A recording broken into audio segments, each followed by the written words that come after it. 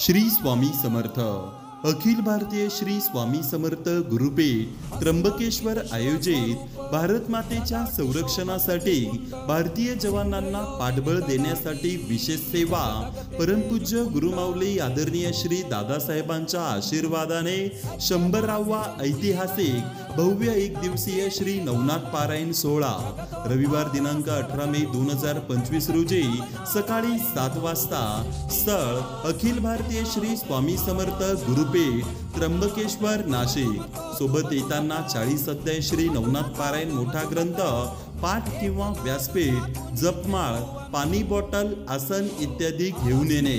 जास्तीत जास्त भाविक व सेवेकऱ्यांनी लाभ घ्यावा ही नम्र विनंती।